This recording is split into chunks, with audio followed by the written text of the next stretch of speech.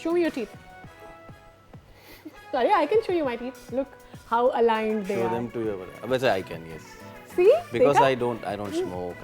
No, it's not about the smoke. I'm talking about alignment. जो आपकी smile होती है, थोड़ी देर उसमें के लिए आपके मुझे- दांतों थोड़ी की देर के लिए अलाइनमेंट मुझे अगर ना अच्छी अपना हो तो आपकी स्माइल अच्छी लगती है। स्कूल आपको याद आ पता है गया था।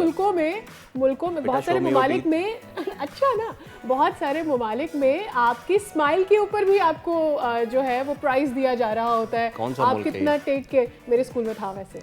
अच्छा, ये पाकिस्तानी मुल्क है वो, पाकिस्तान जहाँ में पे भी ये ऐसा हो होता रहा है तो दूसरे ममालिक में भी ऐसा होता है। आपको प्राइज मिलता था? वक्त के साथ साथ डू यू थिंक नहीं मिला होगा?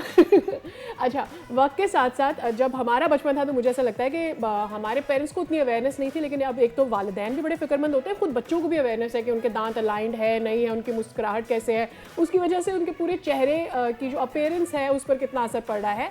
एंड ये अच्छी बात है मेरे ख्याल में, जो चीज़ें हम ठीक कर सकते हैं, जिनके ऊपर थोड़ी तवज्जो दी जा सकती है, उसके बारे में ज़रूर ही बात होनी चाहिए। तो आज हमारी मेहमान है डॉक्टर हफ्सा महिदा, जो कि डेंटल सर्जन है। उनसे हम ज़रा ब्रेसेस के बारे में जानेंगे कि बच्चों में ये कितनी अलाइनमेंट में फ़र्क ला सकते हैं, क्या ये ज़रूरी है, गैर ज़रूरी है, और उसके साथ क्या केयर इंपॉर्टेंट और ये भी जानेंगे कि सादिया को जो प्राइज मिला था वो सही था या नहीं।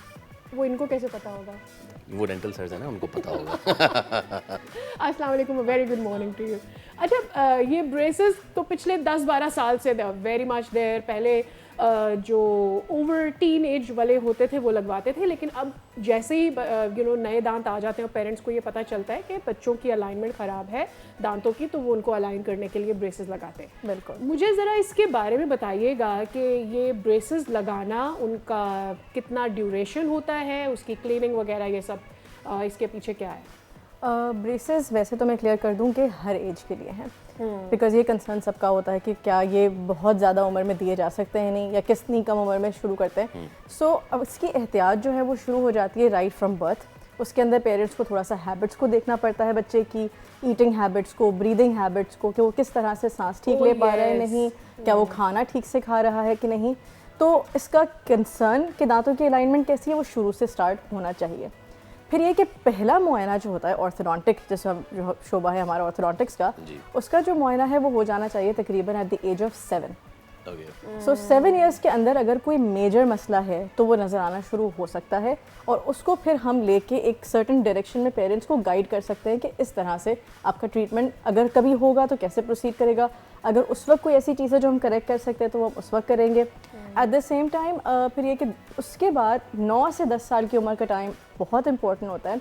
जिस तरह से आपने कहा कि पेरेंट्स बहुत कंसर्न हो जाते हैं, और अभी काफ़ी अच्छी बात है कि ये ट्रेंड चेंज हुआ है हमारी सोसाइटी में। तो it's a very good time कि 9 to 10 ईयर्स की एज में अब जॉज की ग्रोथ को देखें कि जबड़े बहुत आगे पीछे तो नहीं आ रहे, क्योंकि हमारा शोबा अब सिर्फ दांत की हद तक नहीं है। बेसिकली हम सब कुछ देखते हैं कि क्या जबड़े ठीक से हैं कि नहीं हैं। उसकी अलाइनमेंट 9 to 10 ईयर्स में होती है।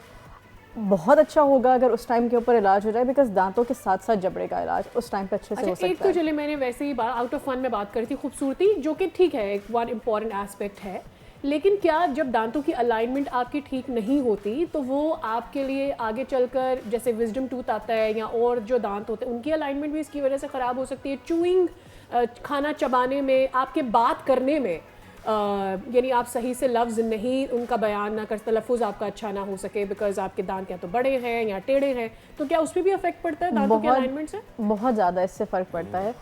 चूइंग अगर ठीक से नहीं हो पाएगी, एक तो वैसे ही हमारे यहाँ eating is a big problem for parents when it comes to children dealing with it. अगर चूइंग ठीक से नहीं हो पाएगी, बच्चा ठीक से चबा नहीं पाएगा, तो उसकी ग़िज़ा ठीक से नहीं ले सकेगा, तो ये आएगा, उससे उसकी डेवलपमेंट और पीछे चली जाएगी। दांतों के ऊपर इसका अफेक्ट आएगा। पीछे के दांतों की सफाई बिल्कुल सही से नहीं हो बहुत एग्जैक्टली। तो सफाई का बहुत बड़ा रोल है। अगर दांत आगे पीछे होंगे, ठीक से उसके अंदर क्लीनिंग नहीं हो पाएगी, that's why it's very very important to take care of this. दूसरी बात आपने जो कही बहुत इंपॉर्टेंट, कि स्पीच का ताल्लुक, कि बात ठीक से कर पाएगा नहीं। अमूमन क्या होता है कि बच्चे जिनके अंगूठे लेने की आदत होती है, उनके दोनों दांतों के दरमियान गैप बहुत आता है, अपर और लोअर टीथ के दरमियान। सो उसकी वजह से वो ज़बान को ठीक से पोजिशन नहीं कर पाता। So it is why these treatments are extremely important to start off early. काफी बहुत important है। सब्सक्राइब करें और बेल दबाएं ताकि कोई खबर रह न जाए।